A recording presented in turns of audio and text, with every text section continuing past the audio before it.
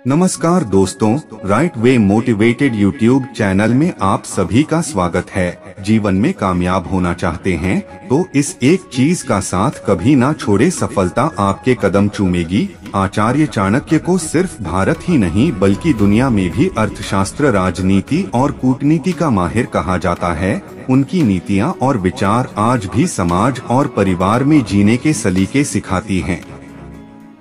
चाणक्य ने अपनी नीति में पैसे, सेहत, बिजनेस, दाम्पत्य जीवन, समाज जीवन में सफलता से जुड़े तमाम चीजों पर अपनी राय दी है।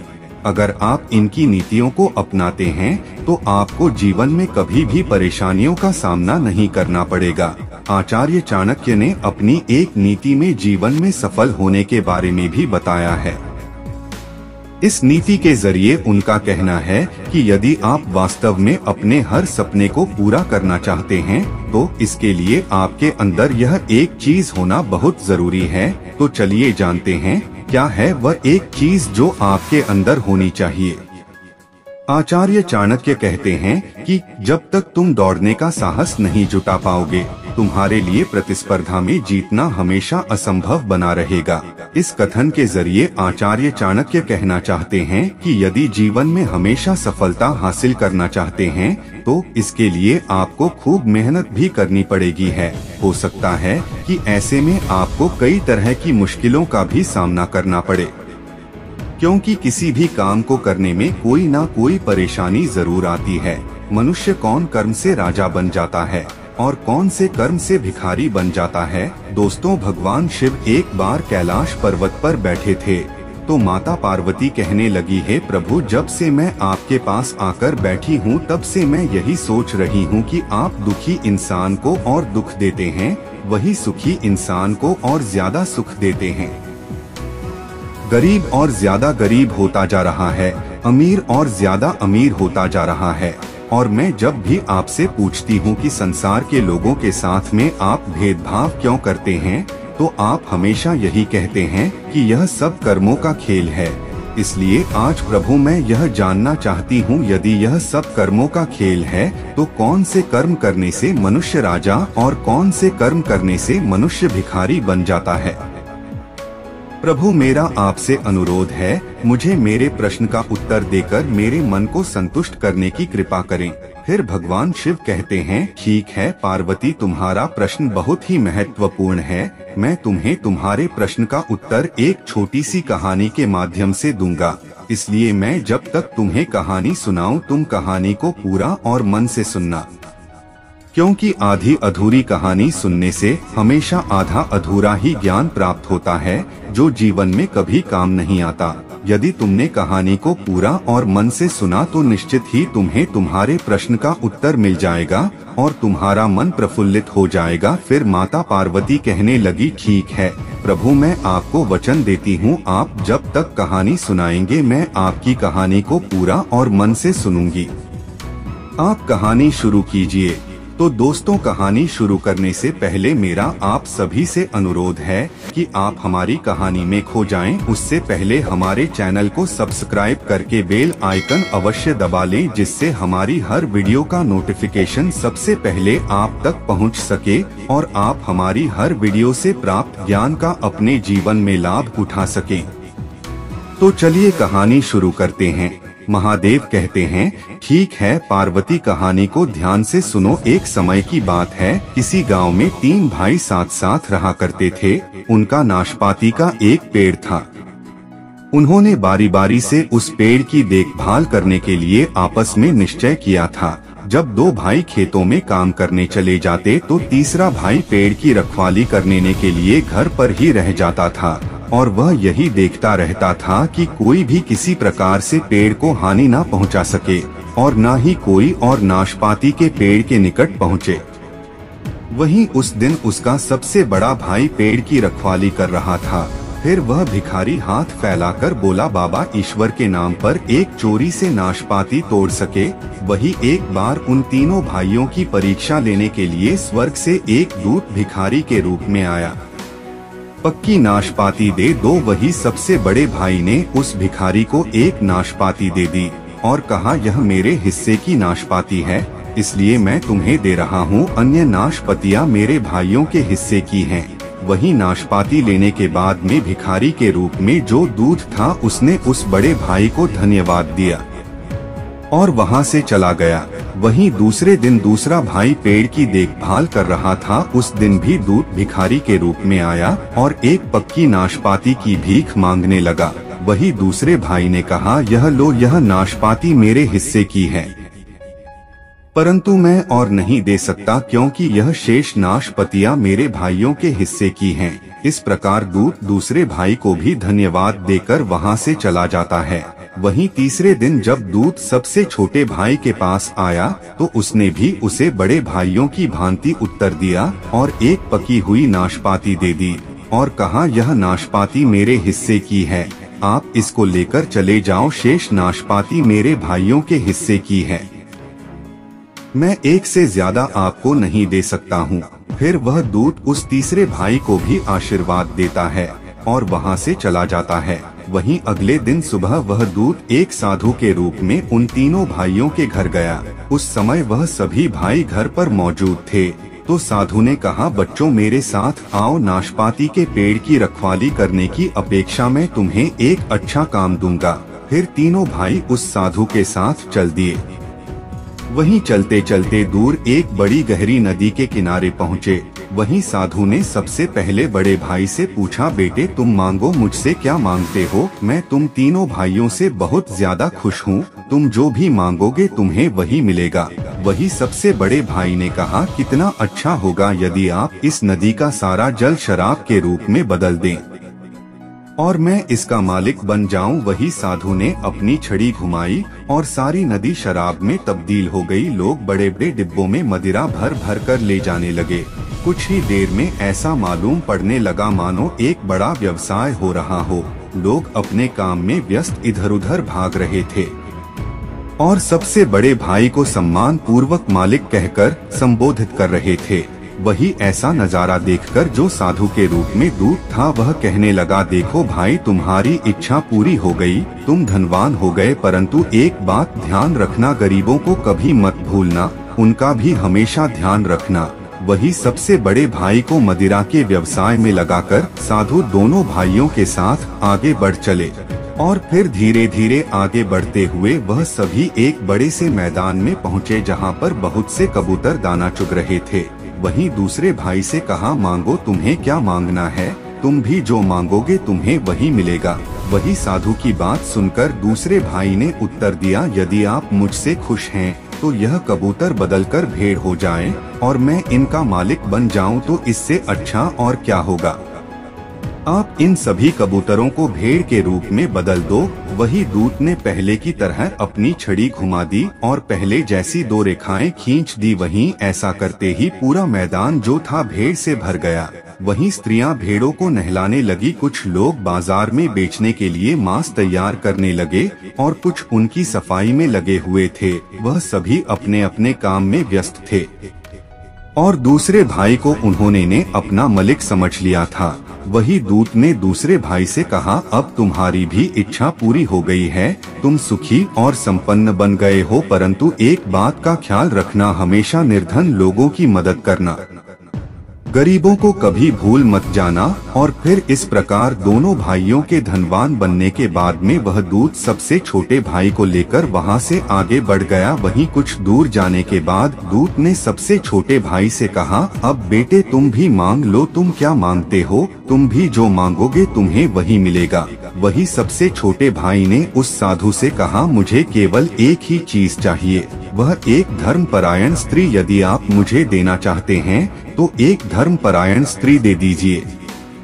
वहीं तीसरे भाई की बात सुनकर के दूत कहने लगा, बेटे तुमने बड़ी कठिन चीज मांग ली है। संसार में केवल 3 ही धर्मपरायण स्त्रियां हैं, उनमें से 2 विवाहित है, तीसरी राजकुमारी है, जिसके साथ साथ विवाह करने के लिए 2 राजा काफी समय से प्रार्थना कर रहे हैं।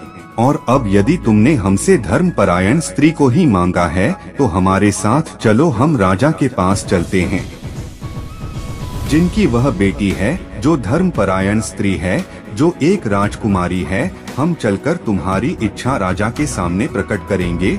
और फिर ऐसा सोचकर वह साधु तीसरे भाई को लेकर राजा के नगर की ओर चल पड़ा, जहाँ पर राजकुमारी रहती थी। वही लंबी यात्रा करने के कारण यानी राजमहल तक पहुँचते वह साधु और तीसरा भाई दोनों काफी थक चुके थे। वहीं जब साधु तीसरे भाई को लेकर राजमहल में घुसता है और राजा से मिलता है, वहीं राजा से प्रार्थना करता है, वहीं साधु की बात सुनकर राजा कहने लगा, मैं कुछ भी निर्णय नहीं कर सकता, क्योंकि 2 राजा और एक नौजवान, यह तीनों ही मेरी बेटी से विवाह करने के इच्छुक हैं। मैं करूं तो क्या करूं, कुछ भी समझ में नहीं आ रहा। वहीं राजा की बात सुनकर दूत कहने लगा, कोई बात नहीं है राजन, ईश्वर ही इसका फैसला करेंगे। वहीं राजा कहने लगा, ठीक है, पर कैसे करेंगे? तो दूत ने कहा, अंगूर की लता मंगेशकर की 3 डालियां काट लो और उन्हें राजकुमारी को दे दो, और फिर राजकुमारी प्रत्येक डाली के ऊपर विवाह के इच्छुक एक प्रत्याशी का नाम लिख कर तीनों डालियां आज रात बगीचे में गड़ देगी। वहीं रात भर में जिस डाली में फूल खिलकर सुबह अंगूर के गुच्छे नजर आए, समझ लो उसी के साथ में राजकुमारी का विवाह होगा।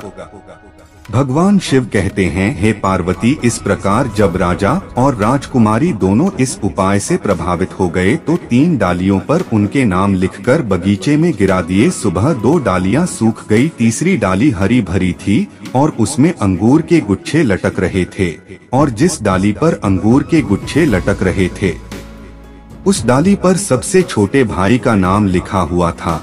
वहीं राजा को यह शर्त माननी पड़ी और उसे अपनी प्रतिज्ञा अनुसार राजकुमारी का विवाह उस युवक से करना पड़ा। वहीं राजा ने अपनी लड़की और दामाद को आशीर्वाद दिया। भगवान शिव कहते हैं, हे पार्वती, इस प्रकार समय धीरे धीरे गुजरता गया और 1 साल पूरे होने के बाद में वह दूत स्वर्ग से वापस पृथ्वी पर यह देखने के लिए आया कि अब वह तीनों भाई कैसे रह रहे हैं। और पृथ्वी पर आने के बाद में उस दूत ने भिखारी का रूप बना लिया और सबसे पहले बड़े भाई के पास गया, जो अपने शराब के व्यवसाय में मस्त था। और फिर दूत ने कहा है, बाबा, भिखारी को 1 प्याला शराब दे दो। वही बड़े भाई ने चिल्लाकर कहा, बदमाश, निकल जा यहाँ से, यदि मैं सभी भिखारियों को शराब मुफ्त में देता रहूँगा तो खुद भी भिखारी बन जाऊँगा। वहीं बड़े भाई का घमंड देखकर दूत ने वापस अपनी छड़ी घुमाई और एक चिन्ह बनाया। उनके ऐसा करते ही शराब की दुकान, गोदाम और काम करने वाले मजदूर सभी वहाँ से गायब हो गए और पहले की तरह वहाँ पर एक लंबी चौड़ी गहरी नदी बहने लगी। और फिर दूत ने क्रोधित होकर कहा, तुम धनवान बनकर गरीबों को भूल गए, तुम्हारे अंदर अहंकार आ गया, इसलिए तुम फिर से जाकर अपने नाशपाती के पेड़ की देखभाल करो, क्योंकि कर्म का फल अवश्य भोगना पड़ता है। और फिर ऐसा कहकर कि वह दूत दूसरे भाई के पास गया। वह दूसरा भाई भेड़ों के कारोबार में लगा हुआ था। वहीं दूत ने गिड़गिड़ाकर कहा है, बाबा, ईश्वर के नाम पर 1 गिलास दूध दे दो। वही उस दूध की बात सुनकर दूसरा भाई कहने लगा, अबे भाग जा यहाँ से, नहीं तो कुत्तों से कटवा दूंगा। तुम्हारे जैसे आलसों को मैं दूध नहीं देता।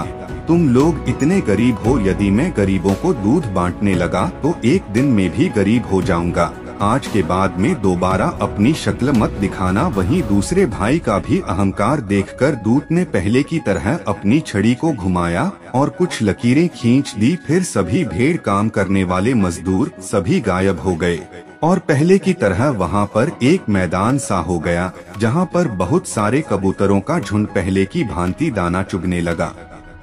फिर ऐसा नजारा होते ही वह दूत क्रोधित होकर दूसरे भाई से कहने लगा, तुम निर्धनों को भूल गए, तुम गरीबों का अपमान करने लगे, इसलिए तुम भी नाशपाती के पेड़ के पास जाकर कहते हैं, हे पार्वती। इस प्रकार वह दूत पहले की भांति उसकी रखवाली करो। भगवान शिव शीघ्रता से वहाँ से आगे बढ़ गया और जंगल में पहुँचा, जहाँ सबसे छोटा भाई अपनी स्त्री के साथ रहता था। वो दोनों एक झोपड़ी में रहते थे और उन्हें रुपए पैसे की बड़ी तंगी थी, क्योंकि तीसरे भाई ने केवल धन वैभव नहीं मांगा था, उसने एक धर्मपरायण स्त्री मांगी थी और उसी के साथ में एक झोपड़ी में जीवन यापन कर रहा था।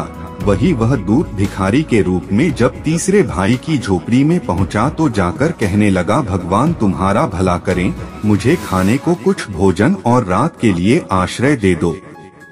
वहीं उस दूत की बात सुनकर तीसरे भाई ने कहा, बाबा हम लोग निर्धन हैं, परंतु आप चिंता ना करें, आप हमारे यहाँ पर रह सकते हो। जो कुछ रुखा सुखा हमारे पास है हम उससे आपकी सेवा करेंगे।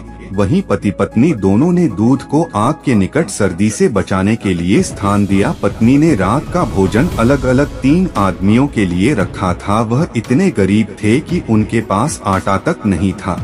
उन्होंने पेड़ों की छाल पिसकर उसके आटे से रोटियां बनाई थी। उसकी पत्नी शर्म के मारे मरी जा रही थी। उसने उस भिखा दूत से कहा, हम लोग बहुत ही लज्जित हैं, आपको खिलाने के लिए हमारे पास आटे की रोटियां तक भी नहीं है। वहीं दूत हंसता हुआ कहने लगा, तुम चिंता मत करो, जैसा तुम्हारे पास है हम वैसा ही खाकर अपना पेट भर लेंगे। वहीं छोटे भाई की पत्नी जब भोजन लेने के लिए रसोई में गई तो क्या देखती है कि रोटियां गेहूं के आटे की हो गई हैं। और ऐसा देखकर उसके आश्चर्य की ठिकाना नहीं रहा और वह कहने लगी, भगवान तेरी माया विचित्र है। और ऐसा कहकर खुशी के मारे उस धर्मपरायण स्त्री की आंखों में आंसू छलक गए। भगवान शिव कहते हैं, हे पार्वती, इस प्रकार खाना परोसने के बाद में वह धर्मपरायण स्त्री निकट के झरने से एक घड़ा जल लेकर आ गई और जब वह प्यालों में जल डालने लगी तो वह पानी अमृत के समान हो चुका था। वही सबसे छोटे भाई ने जब वह अमृत रूपी पानी पिया तो देखकर बड़ा आश्चर्य हुआ और कहने लगा, हे बाबा, ऐसा स्वाद पानी मैंने पहले कभी नहीं देखा था। वही दूत कहने लगा, तुम्हारे बड़े भाइयों को धन का अभिमान हो गया, इसलिए मैंने उन्हें जहाँ से ऊपर उठाया था उसी स्थान पर दोबारा पहुँचा दिया, मगर तुमने गरीबों को नहीं भुलाया, तुमने गरीबों की सेवा की है। इसलिए मैं तुम्हें यह वचन देता हूँ कि जो यह पानी अमृत के समान हो गया है, तुम जिसको भी यह पानी दोगे उसका सारा रोग हमेशा के लिए दूर हो जाएगा और उसका शरीर पूरी तरह से स्वस्थ हो जाएगा। वहीं ही अंत में दूत ने तीसरे भाई से कहा, मैं तुम्हें 4 बातें बताता हूँ, यदि तुमने यह 4 बातें अपने जीवन में उतार ली तो कभी भी तुम्हारे जीवन में गरीबी नहीं आएगी, दुख नहीं आएगा। पहली बात, अच्छे व सच्चे व्यक्ति में त्याग की भावना होती है। जो व्यक्ति दूसरों के सुख के लिए कुछ नहीं कर सकता वह भला इंसान नहीं हो सकता है। नंबर 3, व्यक्ति को परखने के लिए उसमें कौन कौन से गुण हैं यह भी देखना चाहिए। यदि व्यक्ति ज्यादा गुस्सा करता है, बात बात पर झूठ बोलता है, अहंकार से भरा रहता है और दूसरों का अपमान करता है तो समझ लो ऐसा व्यक्ति कभी दूसरों का भला नहीं कर सकता है, जैसा कि तुम्हारे दोनों बड़े भाई करते हैं। और ऐसा व्यक्ति जीवन में कभी सुखी नहीं रहता, वह राजा से भिखारी बन जाता है। नंबर 4, व्यक्ति किस स्थिति में कुल में जन्मा है और व्यक्ति के कर्म कैसे हैं, इन बातों के आधार पर ही व्यक्ति को परखना चाहिए। यदि व्यक्ति के कर्म अच्छे हैं, वह अपने से बड़ों का सम्मान करता है, साधु का सम्मान करता है, भगवान का भजन करता है, बूढ़े माँ बाप की सेवा करता है, गरीबों की सहायता करता है, तो ऐसा व्यक्ति इस लोक और परलोक दोनों में सुखी रहता है। और इसके विपरीत यदि उसके बुरे कर्म हैं, तो जीवन में कभी भी अमीर नहीं बनता और दर-दर की ठोकरें खाता हुआ अपने जीवन को व्यतीत करता है। भगवान शिव कहते हैं, हे पार्वती, इस प्रकार वह दूत छोटे भाई को उपदेश देकर आशीर्वाद देता है और कहता है, कितना भी बड़ा रोगी व्यक्ति तुम्हारे पास आ जाए, यदि तुम यह अमृत रूपी जल पिला दोगे तो बड़े से बड़ा रोग उसका कष्ट दूर हो जाएगा और उसका शरीर स्वस्थ हो जाएगा और तुम्हारे जीवन में कभी धन की कमी नहीं रहेगी। वहीं दूत इतना कहकर छोटे भाई के पास से चला जाता है और जाते जाते यह बात कहता है, कभी गरीबों को मत भूलाना, जो गरीबों को भूल जाता है ईश्वर उसको भूल जाते हैं। वहीं दूत के चले जाने के बाद में जब चारों ओर चर्चा हो जाती है कि छोटा भाई जिसे भी जल पिला देता है, बड़े से बड़ा रोग उसका पल भर में नष्ट हो जाता है, तो इस प्रकार उस छोटे भाई के यहाँ पर भीड़ लगने लगती है। और फिर इस प्रकार चर्चा होते होते उस राज्य के राजा के पास में जब यह बात पहुंचती है कि छोटा भाई जिसको भी अमृत रूपी जल पिला देता है उसका सारा रोग जड़ से नष्ट हो जाता है, उधर राजा का बेटा बीमार था जिसका कोई भी वैद्य इलाज नहीं कर पा रहा था। वहीं राजा ने छोटे भाई को बुलवाया और अपने बेटे को वह जल पिलाने के लिए कहा। वहीं छोटे भाई ने जैसे ही राजा के बेटे को जल पिलाया तो राजा का बेटा तुरंत ही उठकर खड़ा हो गया। फिर राजा ने प्रसन्न होकर अपना आधा राज्य उस छोटे भाई के नाम कर दिया और इस प्रकार छोटे भाई के पास में धन की कोई कमी नहीं रही। भगवान शिव कहते हैं, हे पार्वती, तुम्हारा प्रश्न था कि मनुष्य कौन से कर्म करने से राजा और कौन से कर्म करने से भिखारी बन जाता है। दूत ने इस कहानी में जो भी 4 बातें छोटे भाई को बताई, जो उनका पालन जीवन में करता है वह राजा बन जाता है और जो उनको अपने जीवन में नहीं उतारता है, उनके विपरीत काम करता है, वह राजा होकर भी दोनों बड़े भाइयों की तरह भिखारी बन जाता है। फिर माता पार्वती कहती हैं, हे प्रभु, आपकी कहानी सुनकर मेरा मन प्रफुल्लित हो गया। वास्तव में इंसान अपने कर्मों के आधार पर ही राजा और भिखारी बनता है। तो दोस्तों, यदि आपको कहानी पसंद आई हो तो हमारे चैनल को सब्सक्राइब जरूर करें और भगवान शिव और माता पार्वती के लिए एक लाइक करना ना भूलें। मिले हैं अगले वीडियो में। आप अपना ख्याल रखें। धन्यवाद।